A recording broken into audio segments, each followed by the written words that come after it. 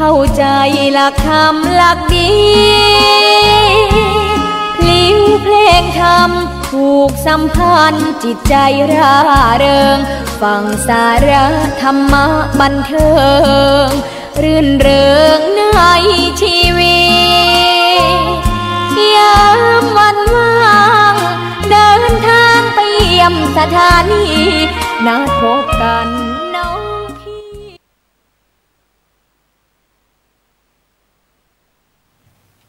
ธรรมะสวัสดีค่ะธรรมะสวัสดีครับขอต้อนรับนะครับเข้าสู่รายการ Club Wednesday นะครับครั้งที่12ผมขันห้าฟามิงโกนะครับและขันห้าป๊อปโปค่ะครับพวกเรานะครับย้ายเวลาการจัดรายการของพวกเราจาก4 ทุ่มนะครับถึง5 ทุ่มมาเป็น1 ทุ่ม 20 นาทีถึง2 ทุ่มนะครับแต่ยังไงนะครับก็ยังคงเป็นวันพุธเหมือนเช่นเคยครับท่านใดนะครับที่เพิ่งรับชมฟังพวกเราครั้งนี้นะครับเป็นครั้งแรกพวกเรานะครับเป็นรายการน้องใหม่ของคลื่นวิทยุธรรมะของวัดฝายหินเชียงใหม่ครับยังไงนะครับพวกเรานะครับก็ขอฝากเนื้อฝากตัวกันด้วยนะครับค่ะก็ครั้งที่แล้วนะคะเป็นครั้งแรกที่เราย้ายเวลามาเป็นตอนนี้นะคะก็ทำให้ข้อมูลที่เราเตรียมมาเนี่ยพูดได้ไม่ครบนะคะสำหรับในส่วนของบาปที่ทำให้มีแต่คนเกลียดนะคะทำให้แบบว่าเกิดอยู่ในสถานที่ที่มีการทะเลาะเบาะแว้งอะไรอย่างนี้เป็นต้นนะคะวันนี้เนี่ยเราก็เลยมาต่อกันเป็นภาคต่อนะคะในตอนที่2ครับค่ะทวนของครั้งที่แล้วสักนิดนึงนะคะว่าส่วนในบาปที่ทำให้มีแต่คนเกลียดแล้วก็ไม่แค่นั้นนะคะทำให้เราเนี่ยเจอแต่การถูกพูดจาทำร้ายจิตใจเนี่ยส่วนหนึ่งเนี่ยมาจากบาปประเภทไหนการทำบาปประเภทไหนในอดีตของเรานะคะ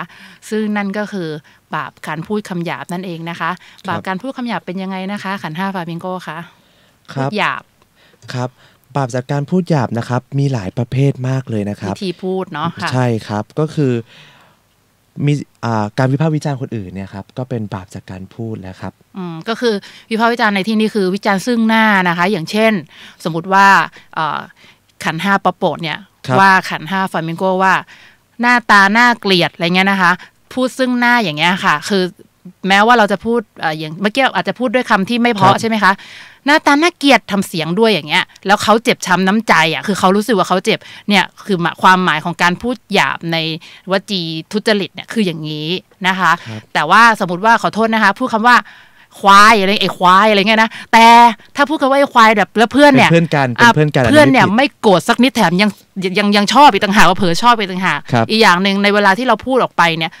ทั้งตัวเราก็รู้ว่าเราเนี่ยไม่ได้คิดจะพูดให้เขาเจ็บแต่เป็นการพูดเล่นพูดสนุกกันแล้วคนฟังเนี่ยก็สนิทกันมากพอที่จะรู้ว่าพูดเล่นกันกลายเป็นว่าคำว่าไอ้ควายในบริบทนี้เนี่ยไม่ใช่คำหยาบไปเลยแต่คำศัพท์นั้นเนี่ย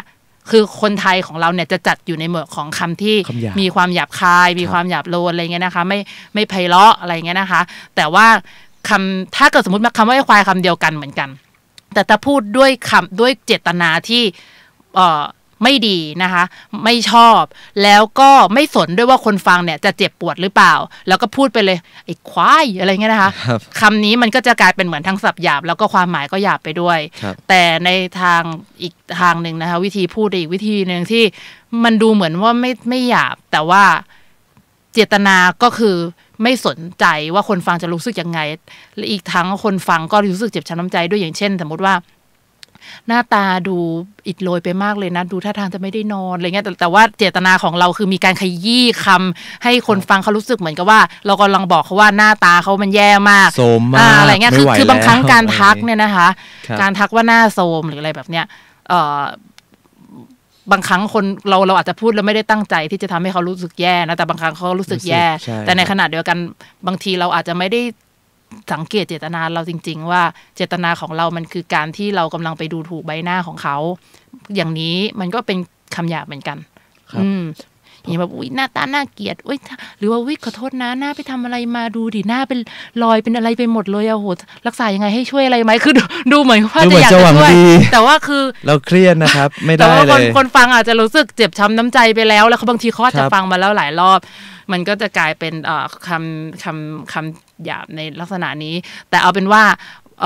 เรา มาให้ความสำคัญกับความหมายตรงนี้ดีกว่าว่าสิ่งที่ทำให้เราเนี่ยได้รับความเจอแต่คนพูดให้เจ็บช้ำน้ำใจในส่วนหนึ่งเป็นเพราะว่าเราเนี่ยเคยใช้คำพูดของเราเนี่ยไปทำให้ผู้ฟังคนอื่นเจ็บช้ำน้ำใจกันบ่อยๆนะคะแล้วในอนาคตข้างหน้าเนี่ยผลที่เราเคยทำไว้แม้ว่าเราจะไม่ได้รับจากคนที่เราไปว่าเขาอะแต่ผลมันก็มาถึงเราได้เหมือนกันในอนาคตนะคะเพราะฉะนั้นแบบบางทีบางครั้งเรารู้สึกสงสัยว่าฉันไม่เคยทำอะไรให้กับคนคนนี้เลยทำไมถึงทำกับฉันอย่างนี้แต่ว่านั่นเป็นความทรงจำที่มีในชาตินี้เท่านั้นเองแต่ความจริงแล้วแม้แต่คู่กรณีคนใหม่ที่เราไม่เคยทำอะไรเขาเลยในชาตินี้เนี่ยแต่ว่าในอดีตชาตินะคะพระพุทธเจ้าก็เคยได้ตรัสเอาไว้ว่าเรื่องบังเอิญมันไม่มีอยู่จริงแล้วก็ใครก็ตามที่เป็นคู่กรณีเราในชาตินี้ส่วนใหญ่ไม่ใช่ส่วนใหญ่100%ก็คือเป็นคู่กรณีเดิมที่ผัดกันทำร้ายอ่ะในแต่ละภพชาตินี้คนนี้ทำร้ายชาติหน้าอีกคนทำร้ายอะไรเงี้ยไปเรื่อยจนกว่าจะมีการอโหสิกรรมนะคะยุติกรรมของการละกันพระพุทธเจ้าก็ยังเคยพูดว่าเวรย่อมระงับด้วยการไม่จองเวรในที่นี้ก็หมายความว่าคือคนใดคนหนึ่งที่เป็นผู้ถูกกระทำหยุดการจองเวรกันแล้วก็อโหสิกรรมให้กันอะไรแบบนี้นะคะอันนี้ก็คือบาปที่เกิดจากการพูดหยาบนะคะทำให้เราเนี่ยได้รับการถูกพูดเจ็บช้ำน้ำใจหรือแม้แต่การที่จะต้องไปเกิดในครอบครัวที่มีแต่การทะเลาะเบาะแว้งหรือว่าพูดให้เจ็บปวดกันจะเห็นได้ชัดว่าในประเทศของเรามีเรื่องแบบนี้เยอะมากจริงๆไม่ใช่แค่ประเทศนี้ไปทั่วโลกทั่วโลกเลยดีกว่าเป็นเรื่องปกตินะครับตรงนี้ใช่ที่บางครอบครัวเนี่ยจะเป็นลักษณะที่เขาเรียกกันว่าพ่อแม่รังแกฉันน่ะครับพ่อแม่รังแกฉันคือยังไงนะคะคือการที่พ่อแม่นะครับใช้คำพูดที่ไม่ดีต่อลูกในหลายๆเรื่องเลยทั้งในเกี่ยวกับทางด้านความคิดหรือการเปิดโอกาสให้เด็กที่เด็กจะคิดดีๆเนี่ยพ่อแม่บางคนก็ไปเหมือนไปกดเขาอยู่ตรงนั้นแหละครับไม่ให้เขาไปพบเจอกับสิ่งที่ดีครับอันนี้ก็คือเป็นปัญหาที่ไม่ว่ากับประเทศไหนนะครับมีเหมือนกันหมดใช่ก็ครับไม่ว่าจะเป็นโดยพฤติกรรมหรือว่าโดยคำพูดก็ตามนะคะคือบางคนเนี่ยนะคะถามว่าเขาเกลียดขอโทษนะคะขอใช้คำนี้เกลียดปากใครมากที่สุดอ่ะบางคนเนี่ยบอกนะพ่อกับแม่เพราะว่าคือพ่อกับแม่บางคนพ่อกับแม่บางคนเนี่ยคือแบบใช้คำพูดที่รุนแรงกับลูกเป็นประจำมีอยู่ครอบครัวนึงอยากจะเล่าให้ฟังไว้เป็นอุทาหรณ์นะคะคือเขาพูดหยาบกับลูกคือไม่ได้พูดคำศัพท์ที่หยาบนะคะแต่ความหมายคือมันเจ็บช้ำน้ำใจมากกับลูกของเขาตั้งแต่เล็กจนโตเลยแต่จริงๆแล้วตัวคนพ่อเนี่ยใจเขาไม่เคยคิดที่จะทำให้ลูกเจ็บที่สุดเท่าที่จะเจ็บได้เขาไม่เคยค่ะอันนี้คือคำที่เขาให้สัมภาษณ์กับนักข่าวนะคะในวันที่ลูกชายเขาโดดน้ำตายคือเหตุการณ์มันมีอยู่ว่าคือวันนั้นเขาก็ขับรถเดินทางกันเส้นทางเก่ากันเป็นปกติแล้วเขาก็มักจะจอดรถอยู่จุดหนึ่งอาจจะจอดเติมน้ำมันหรือจอดซื้อของสักอย่างแต่ตรงนั้นเนี่ยมันจะมีสะพานที่แบบคือโดดน้ำได้อะแต่ก็เป็นสะพานที่ค่อนข้างจะมีความสูงอยู่เหมือนกันน้ำก็ลึกอยู่เหมือนกันทุกครั้งเวลาจอดรถเขาก็จะลงจากรถกันปกติทั้งพ่อทั้งลูกแต่วันนั้นเนี่ยลูกลงจากรถไปลูกไม่กลับมาเลยมาเจออีกทีก็เป็นศพไปแล้วก็ไปเจอจดหมายในที่หนึ่งก็คือเขาเขียนไว้ว่าเขาตายเพราะว่าเขาอยากฆ่าตัวตายเพราะว่าพ่อของเขาซึ่งหลังจากที่พ่อเขาเห็นจดหมายเนี่ยพ่อเขาพูดว่าตลอดเวลาที่เขาพยายามพูดกับลูกเขี่ยวเข็นอะไรทุกอย่างเนี่ยเขาเจ็บช้ำมากพ่อเขานะร้องไห้นะเขาไม่เคยมีสักครั้งเลยที่จะอยากจะผลักดันให้ลูกไปฆ่าตัวตายอะไรแบบเนี้ยแล้วเขาก็เสียใจมากที่เพราะสิ่งเหล่านั้นเพราะคำพูดของเขาเนี่ยทำให้ลูกของเขาเนี่ยใช้วิธีหนีตัวเขาด้วยการฆ่าตัวตายคือไม่ใช่แค่หนีออกจากบ้านแต่หนีด้วยการฆ่าตัวตายไปเลยไม่ต้องเจอกันเลยใช่เพราะฉะนั้นนะครับแม้แต่ต่างประเทศที่ฝั่งอเมริกาเขายังเคยแบบตั้งแคมเปญนึงขึ้นมาว่าแบบ you don't have to hit to hurt คือเหมือนกับคุณไม่ต้องไปเอามือไปตีเขาหรือว่าไม่ต้องใช้กำลังอะไรกับเขาเลยแค่คำพูดอย่างเดียวเนี่ยมันก็สร้างความเจ็บช้ำมากมายให้กับเยาวชนได้อย่างมากบางบ้านเนี่ยลูกเนี่ยนะคะไม่กลับบ้านอีกเลยจากการที่พ่อกับแม่พูดคำบางคำกับเขาซึ่งมันไม่ได้แค่คำเดียวแต่เพียงแต่มันสะสมมาจนถึงจนถึงคำพูดสุดท้ายเนี่ยบางครั้งตัวพ่อตัวแม่เองบอกว่าเขาพูดแค่คำนี้คำเดียวทำไมมันถึงได้แรงขนาดนั้นแต่การที่เด็กคนหนึ่งจะจากไปแล้วไม่กลับมาอีกเลยนั่นไม่ใช่ครั้งแรกแน่ๆมันมีการสะสมอะไรมาค่อนข้างจะนานนะคะประมาณนั้นก็เพราะฉะนั้นก็หวังว่าอุทาหรณ์นี้จะทำให้หลายๆคนที่อาจจะกำลัง หวังดีอยู่แต่ว่าอาจจะใช้คำพูดกับคนที่ตัวเองรักค่อนข้างจะรุนแรงนิดนึงโดยที่เราไม่รู้ตัวใช่เพราะฉะนั้นแบบมันค่อนข้างจะรุนแรงวันนี้หากว่าหลายๆท่านอาจจะไม่รู้จริงๆว่ามันคือการพูดหยาบที่พระพุทธเจ้าบอกว่ามันพูดแล้วมันเป็นบาปด้วยเนี่ยถ้าหากว่าครั้งนี้เป็นครั้งแรกที่ท่านได้ฟังเราอยากจะบอกว่านี่เราไม่ได้คิดเองแล้วก็มาเล่าให้ฟังนะคะเราได้อ่านมาจากหนังสือธรรมะมากมายรวมทั้งในพระไตรปิฎกด้วยนะคะมันอยู่ในหมวดของกุศลกรรมบท 10นะคะก็คือการพูดหยาบคือพูดไปก็เป็นบาปอยู่แล้วไม่ว่าจะด้วยเหตุผลอะไรนะคะไม่ว่าจะด้วยเพราะว่าเขามาทำร้ายเราก่อนแล้วเราก็เลยตอบโต้เขาไปหรือเปล่าแต่ว่าจำไว้ค่ะว่าสมมติว่าเราถูกว่าเขาทำกรรมนั้นน่ะกรรมนั้นเป็นกรรมของเขาแต่ถ้าเราตอบโต้ด้วยกรรมแบบไหนกรรมนั้นจะเป็นกรรมของเราที่เราก็ต้องไปชดใช้ทีหลังเหมือนกันนะคะครับนี่ก็คือการพูดหยาบและผลบาปจากการพูดหยาบนะคะซึ่งก็จะทำให้มีแต่คนไม่ชอบแล้วก็ต้องอยู่ในพื้นที่ที่มีแต่การพูดจาทำร้ายจิตใจนะคะไม่มีความสุขอะไรแบบนี้วันนี้จะเป็นยังอยู่ในการพูดเหมือนกันนะคะแต่เป็นอีกประเภทหนึ่งก็คือไม่ใช่ลักษณะของซึ่งหน้าแต่เป็นการพูดถึงผู้อื่นใช่แล้วครับคือบาปซอเสียดนะคะบาปซอเสียดในที่นี้นะคะหากว่าจะให้อธิบายให้เข้าใจง่ายๆก็คือการพูดถึงคนอื่นในแง่ลบนะคะไม่ว่าเรื่องนั้นจะเป็นเรื่องจริงหรือเปล่าด้วยนะคะบางครั้งเนี่ยเวลาที่เราพูดถึงคนอื่นในแง่ลบเนี่ยนะคะมันมีกรณียกเว้นอยู่เหมือนกันอย่างเช่นบางคนเขาอาจจะเครียดมากแล้วเขาก็ไม่รู้เขาจะทำยังไงดีอยากที่จะปรึกษาว่าจะทำยังไงโดยเฉพาะเยาวชนเนี่ยต้องบอกอย่างนี้นะคะว่ามันไม่ถึงขนาดว่าคุณจะไม่สามารถพูดถึงใครที่ทำร้ายคุณได้เลยเพียงแต่ว่าวิธีการพูดซึ่งมันมาวิธีพูดมันก็ออกมาจากความคิดของเรานั่นแหละมันจะต้องไม่ใช่ลักษณะของการพูดเพื่อที่จะทำให้ผู้ฟังเขาไม่ชอบคนที่เราพูดถึงขันธ์ 5ปะโปะเคยสอนขันธ์ 5ฟลามิงโกนะคะว่าเวลาพูดถึงคนอื่นให้พี่ฟังเนี่ยให้แล้วแบบรู้สึกแบบอยากจะพูดจริงๆไม่ไหวแล้วอยากระบายอยากหาทางออกอาจจะให้ใช้วิธีนี้แบบพี่ป๊อปมีเรื่องอยากปรึกษาหน่อยแต่มันก็ทำให้เราต้องพูดถึงคนอื่นในแง่ลบนะก็ไม่รู้ว่าตอนนี้กำลังคิดถูกอยู่หรือเปล่าแต่ตอนนี้มันรู้สึกแบบนี้เพราะเขาทำแบบนี้อะไรอย่างเงี้ยแต่ว่าเอาเป็นว่า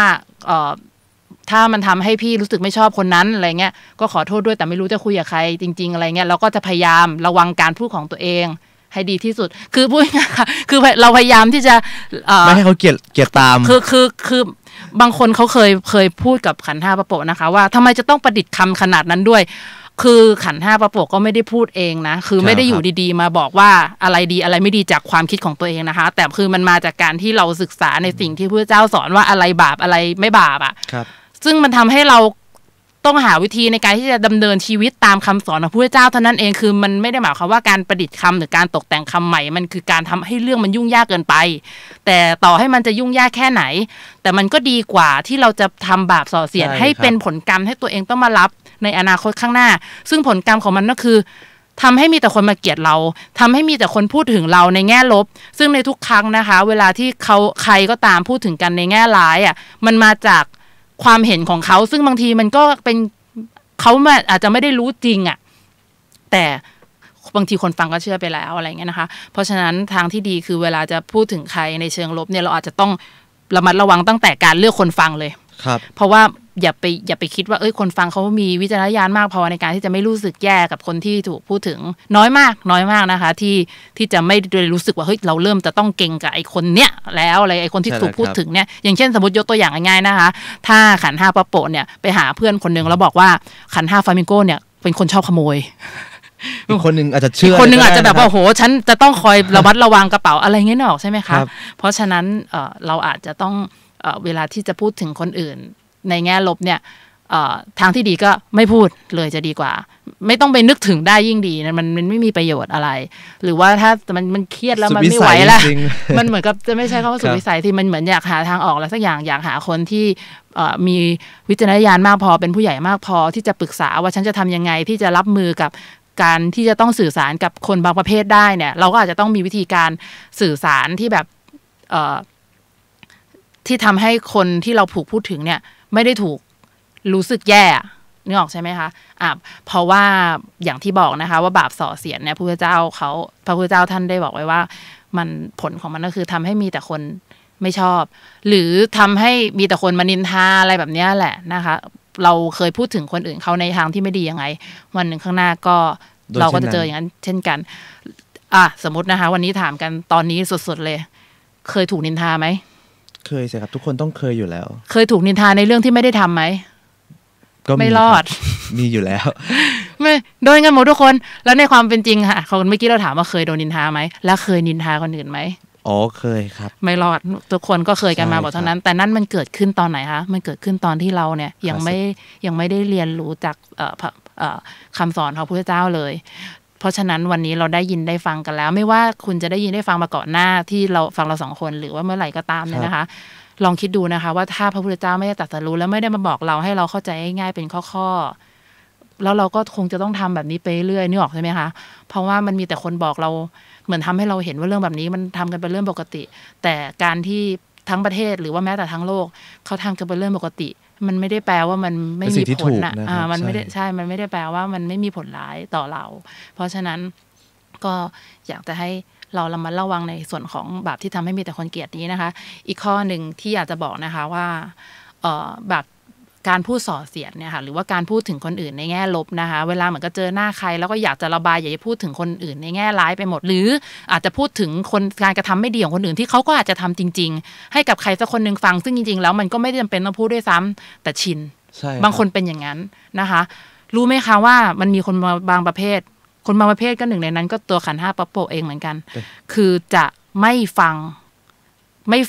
หรือแสดงออกว่าไม่ฟังด้วยการไม่คบเลยก็ว่าได้คือตีตัวห่างเลยสำหรับคนที่ชอบพูดถึงคนอื่นในแง่ร้ายบางครั้งการที่เราไม่ได้มีความตั้งใจที่จะอยากให้ใครสักคนไม่ชอบเราอ่ะหรือเลิกคบเราเนี่ยหรือแม้แต่เราก็ไม่ได้พูดเพื่อที่จะให้เขาเกลียดกันโดยตั้งใจแต่คำพูดของเรามันคือฟังแล้วมันทำให้คนฟังรู้สึกอย่างนั้นน่ะคนที่มีวิจารณญาณจริงๆนะคะคนแรกที่เขาไม่ชอบเป็นคนพูดนะไม่ใช่คนที่ถูกพูดถึงแล้วลำดับต่อมาก็คือเขาจะไม่อยู่เป็นหูฟังให้คุณยังไงเพราะอะไรรู้ไหมคะมีจากประสบการณ์จริงล่าสุดเลยก็มีคนหนึ่งก็เพิ่งรู้จักกันไม่นานเพราะว่าเราต้องมีหน้าที่การงานที่ต้องได้คุยกันจะคุยกันบ่อยๆก็ได้จะไม่คุยก็ได้เหมือนกันแต่ตอนนั้นเรารู้สึกว่าเพิ่งมาจากเชียงใหม่อะไรเงี้ยนะเราก็เจอแต่เขาเนี่ยแหละเราก็คุยกับเขาแบบเจอกันคุยกันปรากฏว่า2 เดือนตลอด2 เดือนเนี่ยเขามักจะชอบพูดถึงคนอื่นในแง่ร้ายให้ฟังตลอดซึ่งเราเข้าใจอยู่อย่างหนึ่งว่าเขาโตมาแบบนั้นแล้วเขาก็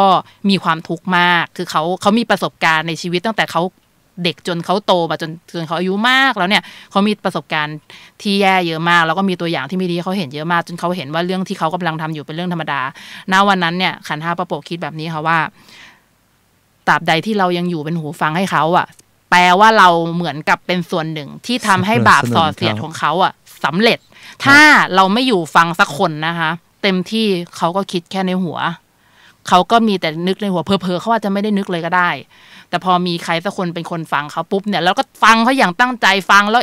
ห่อหมกไปเลยมันทำให้ทุกวันเขาสะสมบาปนี้ขึ้นเรื่อยๆเรื่อยๆเรื่อยๆเรื่อยๆเรื่อยๆสิ่งที่ขันธ์5 ปะโปะคิดก็คือฟังอ่ะมันไม่เท่าไหร่แต่ว่าเมื่อเขาทำลงไปแล้วเขาต้องได้รับผลอะไรอีกเยอะแล้วเราอ่ะไปนั่งฟังเพื่อให้เขาต้องรับผลเนี้ยมันทำให้เราคิดอะค่ะว่าเราเลี่ยงแทนเขาแล้วกันเรากลายเป็นผู้สนับสนุนบาปให้กับเขาเราไม่ได้เชิงว่าเราอยากสนับสนุนด้วยความตั้งใจแต่ทุกครั้งที่เราเจอแล้วมันทำให้เขาต้องทำแบบนี้เพิ่มขึ้นเรื่อยๆสิ่งที่ขันธ์5 ปะโปะทำก็คือว่าไม่ไปเจอเขาอีกเลยแต่มันทำให้เขาไม่ชอบเราช่วงนึงเหมือนกันนะแต่พอสุดท้ายก็ได้เคลียร์กันเพราะว่ามันจำเป็นต้องเคลียร์อะไรเงี้ยนะคะทางที่ดีก็คือว่าเราไม่พูดเลยดีกว่าเพราะว่าบางครั้งเราไม่รู้ว่าคนฟังเขาคิดอะไรแต่อย่างที่บอกค่ะว่าถ้าคนที่มีวิจารณญาณคนแรกที่เขาไม่ชอบคือตัวคนพูดอะไรแบบนี้นะคะมันทำให้มีแต่คนไม่ชอบเพราะฉะนั้นมันค่อนข้างเป็นอะไรที่อันตรายมากนะคะแล้วก็ไม่แค่นั้นคือยิ่งเราสะสมพูดทุกวันจนแก่ตายไปเลยเวลาที่เราต้องไปเกิดใหม่ในชาติหน้าหากว่าเราได้เกิดเป็นคนโชคดีได้เกิดมาเป็นคนนะคะเราก็จะต้องไปเหมือนกับได้รับผลกรรมก็คือถูกใส่ร้ายอะไรแบบเนี้ยตั้งแต่เป็นเยาวชนเลยไปจนถึงโตเลยยกตัวอย่างง่ายๆเคยเห็นข่าวการถูกใส่ร้ายกันโดยที่แบบไม่มีมูลหรือว่า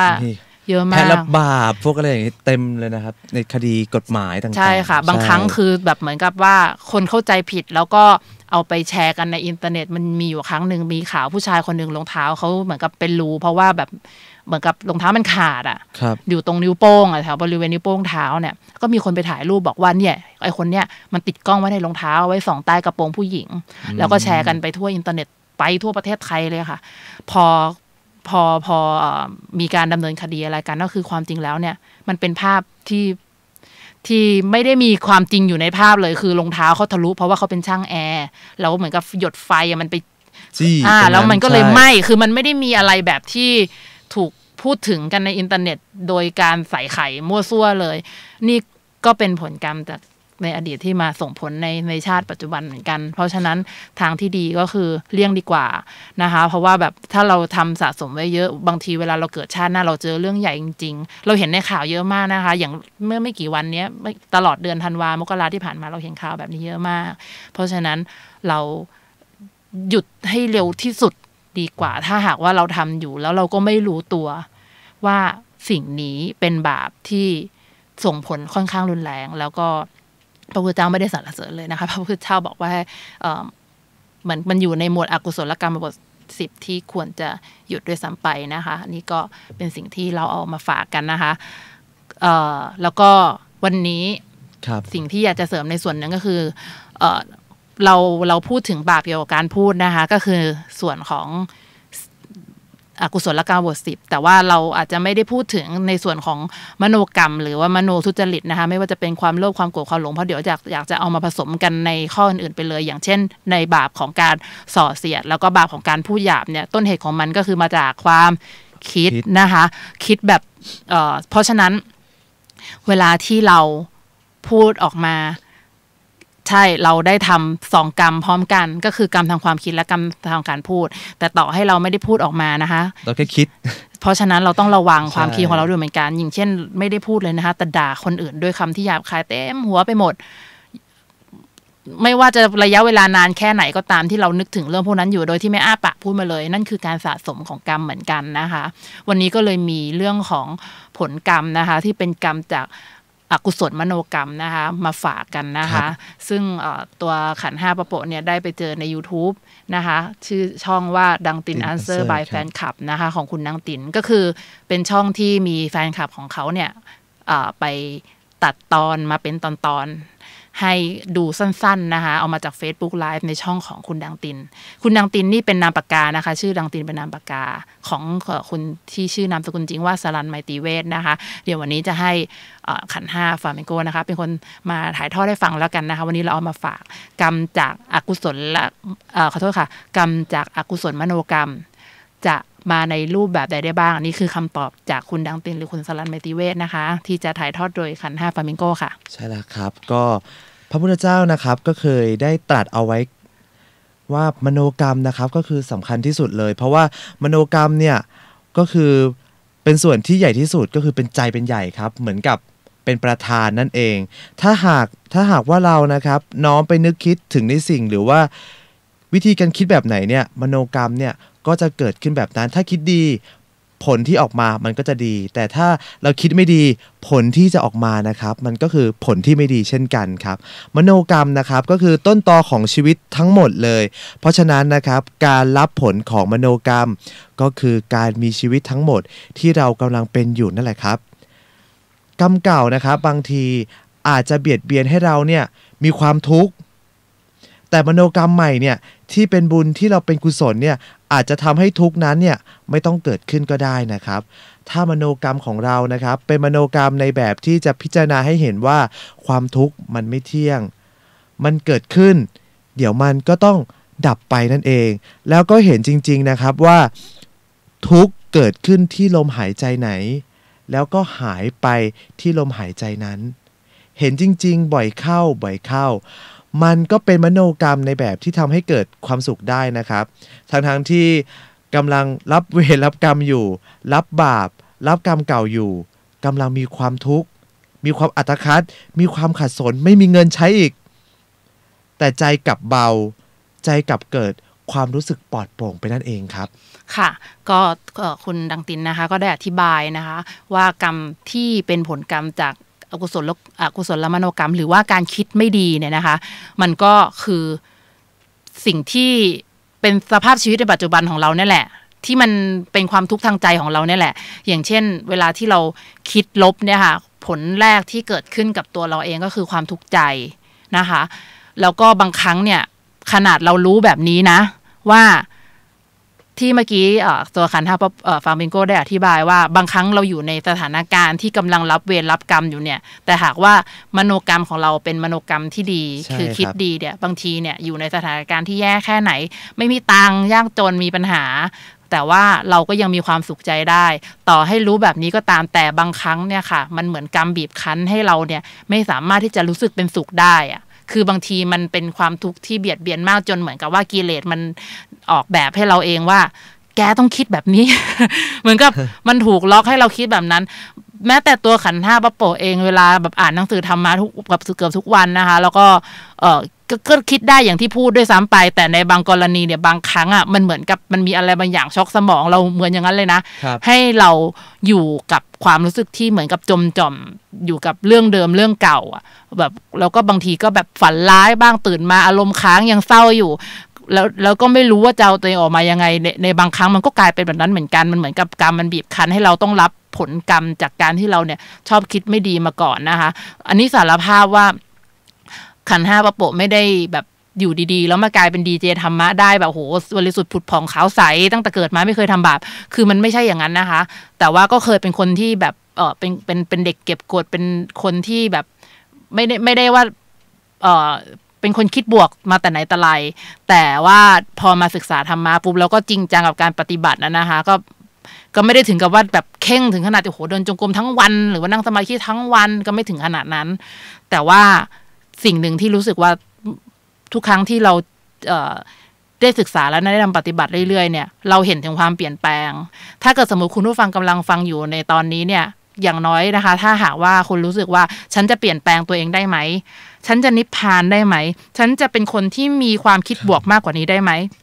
ในฐานะที่เคยเป็นคนเอาแต่คิดลบได้ทั้งวี่ทั้งวันในวัยเด็กจนวัยรุ่นเนี่ยแล้วทุกวันนี้ได้เปลี่ยนความคิดไปเยอะมากเนี่ยอยากจะบอกมันเป็นไปได้นะคะมันเป็นไปได้แน่นอนเพียงแต่ว่าเราจะต้องเปลี่ยนไม่ใช่บางสิ่งหลายสิ่งเกือบจะทั้งหมดเลยก็ได้ในชีวิตเราใช่บางครั้งมันอาจจะเป็นการย้ายตัวเองออกจากจุดที่อยู่หรือย้ายทั้งที่อยู่ย้ายทั้งงานบางทีมันก็ถึงขนาดนั้นนะคะถ้าเราต้องการที่จะไปมีวิธีคิดแบบใหม่จริงๆตัวขันธ์ห้าปั๊ปโปเองสิ่งที่จะให้ความสำคัญมากๆกับการที่จะใช้ชีวิตเลยก็คือว่าในทุกๆวันเวลาเรามองย้อนกลับไปเดือนนี้ทั้งเดือนสัปดาห์นี้ทั้งสัปดาห์ในใจของเราเกิดโทสะหรือว่าโมหะหรือว่าโลภะอะไรก็ตามก็คือมีโกรธมีความคิดที่ไม่ดีมากน้อยแค่ไหนหากว่ามันมีใครมาทำให้หงุดหงิดหรือว่าอยู่ในพื้นที่ที่แบบมันมีแต่การพูดร้ายมีแต่อะไรที่สร้างคือพูดง่ายๆสร้างโทสะให้แก่จิตใจมากๆเนี่ยเราขันธ์ห้าปั๊ปโปจะกลับมาทบทวนตัวเองแล้วว่าจะอยู่ตรงนี้จริงๆหรอแล้วด้วยความที่ตัวเราเนี่ยบอกตัวเองเสมอว่าเราจะจริงจังกับการที่เราจะมาทำนิพพานในชาตินี้เพราะฉะนั้นบางครั้งตัวขันธ์ห้าปั๊ปโปจะไม่สนว่าใครรอบข้างในบริเวณนั้นจะรู้สึกยังไงกับการที่เราจะย้ายตัวเองไปย้ายตัวเองแล้วไล่ตัวเองเล่าอะไรแบบนี้นะคะแต่คือย้ายเลย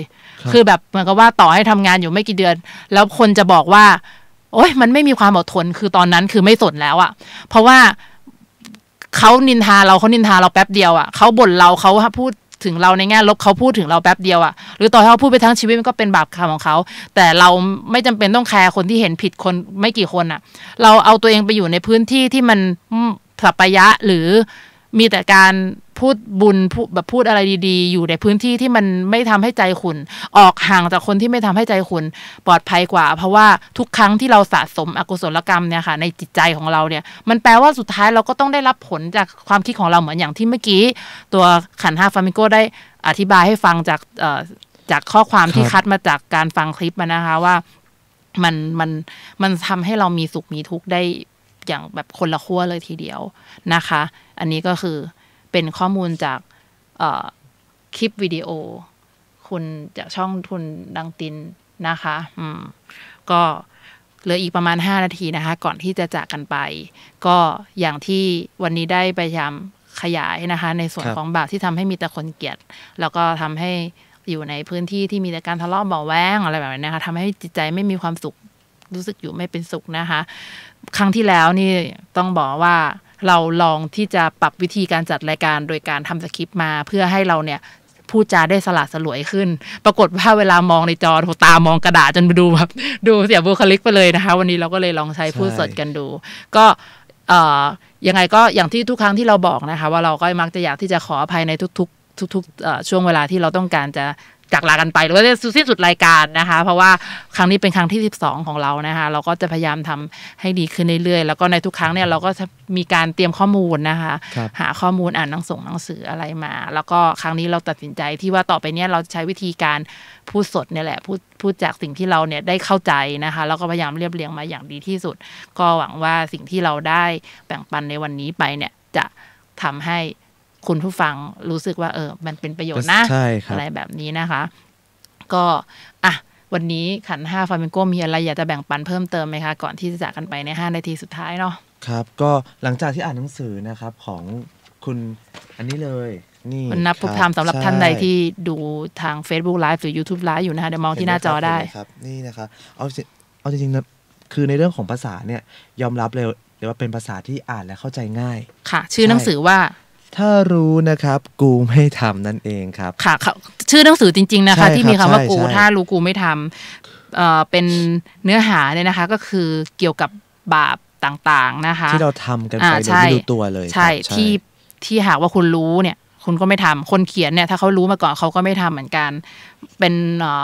การนำอกุศลกรรมมาบท10นะคะทั้ง10ข้อเนี่ยมาแยกย่อยถ้ารู้นะครับกูไม่ค่ะโอ้ยมีเสียงแทรกในหูฟังค่ะประมาณนั้นนะคะเอาเป็นยังไงนะคะพออ่านแล้วเป็นยังไงบ้างขอชื่นชมเลยครับว่าดีมากเพราะว่าบางสิ่งบางอย่างที่เราเคยทำมาตั้งนานแล้วเนี่ยเพิ่งมารู้ว่าเราไม่ควรทำเลยมีหลายเรื่องเลยอย่างเช่นเราวิพากษ์วิจารณ์คนอื่นเลยอย่างเช่นเวลาเราเจอข่าวไม่ว่าจะเป็นข่าวนู่นข่าวนี่บางครั้งเราเห็นว่าพอมีคนแชร์มาปุ๊บเราวิจารณ์แล้วเฮ้ยมันต้องเป็นอย่างนี้สิเนี่ยแสดงว่าในนั้นเนี่ยบางครั้งนะครับเราอาจจะบอกว่าคนเรานะครับต้องเชื่อในสิ่งที่เห็นแต่บางครั้งมันอาจจะไม่ใช่ก็ได้เพราะว่ามันอาจจะไม่หมดมันคือสิ่งที่เราเห็นมันไม่ใช่ทั้งหมดมันไม่ใช่ทั้งหมดมันคือส่วนหนึ่งที่เขาตัดมาเท่านั้นแล้วเราก็สรุปเลยตีความเลยว่านี่มันไม่ดีใช่แล้วพอเราคิดอย่างนั้นปุ๊บกลายเป็นเราเริ่มไปอินกับตรงนั้นแล้วครับว่าเฮ้ยทำไมมันเป็นแบบนี้นะแล้วพอมีคลิป2คลิป3อีกเราไปติดตามเราไปเข้าร่วมกับสิ่งที่ใครก็ไม่รู้เอามาโพสต์แล้วเราก็ต้องไปบาปกับเขาด้วยเนี่ยซึ่งพอเรามาอ่านหนังสือตรงนี้แล้วทำให้เรารู้ว่าสิ่งที่เราทำได้ดีที่สุดมันไม่ใช่แค่การไม่อ่านแต่สิ่งที่สำคัญที่สุดคือไม่ว่าจะเป็นเรื่องอะไรก็ตามที่มันเกิดขึ้นเนี่ยไม่ต้องเข้าไปยุ่งเลยถ้ามันเป็นเรื่องที่ต้องไปวิพากษ์วิจารณ์คนอื่นหรือการที่ทำให้คนอื่นทะเลาะกันอันนี้คือเราต้องห้ามเลยเด็ดขาดนะครับหรือว่าแม้แต่ว่าการที่เราไปเสพข้อมูลนั้นติดตามข้อมูลนั้นเนี่ยแล้วมันทำให้จิตใจเราขุ่นเนี่ยค่ะในหนังสือหลายเล่มที่ตัวขันธ์5พระโปกเคยอ่านนะคะเขายังบอกเลยว่าต่อให้มันมีประโยชน์เนี่ยแต่มันจะได้อะไรสักแค่ไหนกันกับประโยชน์ที่แลกมากับความรู้สึกที่เราจะต้องไปแลกกับการที่มีใจขุ่นหรือว่าคิดอะไรที่ไม่ดีคิดลบคิดโกรธคนที่อยู่ในข่าวหรืออะไรแบบนี้นะคะต้องบอกว่าคือมันและอีกอย่างนึงก็คือถ้าพูดถึงในฐานะของผู้เสพนะคะหรือว่าผู้อ่านผู้ฟังเนี่ยอยากให้ลองนึกถึงกาลามสูตรที่พระพุทธเจ้าสอนนะคะเป็นเกี่ยวกับการพิจารณาข้อมูลที่เราได้รับมาว่าใช่ถ้าหากว่าขันธ์5พระโปกใช้คำของตัวเองนะไม่ใช่คำของตัวเองดิคำที่แบบตัวเองตีความด้วยนะคะบางคนเขาก็ใช้คำว่าอย่าเชื่อบางคนก็ใช้คำว่าอย่าได้ยึดถือนะคะแต่ขันธ์5พระโปกขอใช้เป็นคำนี้แล้วกันว่าอย่าด่วนเชื่อแล้วกันก็จะมี10ข้อนะคะ1นะคะอย่าด่วนเชื่อตามถ้อยคำที่ได้ยินได้ฟังกันมานะคะข้อ2อย่าด่วนเชื่อตามถ้อยคำสืบกันมาข้อ3อย่าด่วนเชื่อโดยตื่นข่าวว่าได้อย่างนั้นอย่างนี้มานะคะข้อ4อย่าด่วนเชื่อโดยอ้างตำราคือใครอ้างตำรามันก็อย่าไปด่วนเชื่อนะคะข้อ5นะคะอย่าด่วนเชื่อโดยที่เราคาดเดาเอาเองคือเหมือนฟังแล้วมันน่าจะแบบนี้ผูกติดผูกของเราไปแล้วเราก็มันน่าจะอย่างนี้แน่เลยอย่าไปด่วนเชื่อหรืออย่าไปด่วนยึดถือนะคะครับต่อมา อย่าด่วนเชื่ออย่าด่วนยึดถือเลยแล้วกันโดยการคาดคะเนคือมีการมันต้อนหน้าอะไรอย่างนั้นน่าจะอย่างนี้คล้ายๆกับการเดาเองนั่นแหละข้อ7นะคะอย่าด่วนเชื่ออย่าด่วนยึดถือโดยการตึกตามอาการคือมันก็คล้ายๆกับการเดาการคาดคะเนการอะไรเนี่ยแหละประมาณเนี้ยนะคะ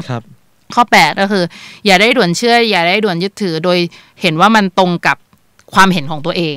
นะคะบางทีความเห็นของเราก็ไม่ได้ถูกเสมอไปนะคะเพราะฉะนั้นเราจะต้องแบบคิดดีๆแล้วก็ข้อ9นะคะอย่าได้ด่วนเชื่อแต่ได้ด่วนยึดถือโดยเชื่อว่าผู้พูดสมควรที่จะเชื่อถือได้เคยได้ยินคำนี้ไหมคะจริง7เท็จ3บางครั้งเขาพูดสิ่งที่เขาพูดอะถูก7อย่างแต่บางครั้ง3อย่างที่ผิดมันมาด้วยกันเพราะฉะนั้นเราจะต้องมีการพิจารณาดีๆในข้อมูลที่รับฟังนะคะและสุดท้ายข้อ10อย่าได้ด่วนเชื่ออย่าได้ด่วนยึดถือโดยถือว่าคนนั้นเนี่ยคนพูดเนี่ยเป็นครูของเราข้อนี้สำคัญมากใช่ คือมันก็เหมือนกับคนที่เราเชื่อถือเนี่ยโหคนนี้น่าจะเชื่อถือได้นะคะเราเห็นเขาพูดจาถูกต้องมาตลอดบางครั้งถ้าเขาพูดผิดมาคำหนึ่งแล้วเราไม่รู้แล้วเราไปเชื่อว่ามันใช่เนี่ยอันตรายมากๆเพราะฉะนั้นอย่างไรก็ตามนะคะอย่าด่วนเชื่อแต่ก็ไม่ได้หมายความว่าอย่าด่วนไม่เชื่ออย่าด่วนยึดถือแต่ก็หมายความว่าอย่าเพิ่งอย่าไปด่วนไม่ยึดถืออะไรเหมือนกันคือพูดง่ายๆค่ะเราจะต้องมีวิจารณญาณในการรับข้อมูลแล้วก็มีการหาข้อมูลเพิ่มเติมนิดนึงเพื่อที่จะเป็นประโยชน์ในการดำเนินชีวิตของเราให้อยู่ในเส้นทางของกุศลธรรมเท่านั้นนะคะก็ยังไงก็ฝากไว้แล้วกันนะคะแล้วก็เดี๋ยวในครั้งหน้าเนี่ยเราจะมาพูดถึงบาปข้อต่อๆไปกันต่อเรื่อยๆนะคะเพื่อที่เราจะได้ป้องกันตัวเองจากบาปที่เราไม่รู้นะคะมีอะไรที่เราหาข้อมูลมาแล้วเป็นประโยชน์ต่อผู้ฟังเราก็จะรีบมาบอกเลยนะคะข้อไหนสำคัญที่สุดเราก็รีบพูดเลยนะคะและสำหรับในวันนี้นะคะก็หมดเวลาของขับเป็นเดย์แต่เพียงเท่านี้นะคะครับก็ธรรมะสวัสดีครับธรรมะสวัสดีค่ะสวัสดีครับ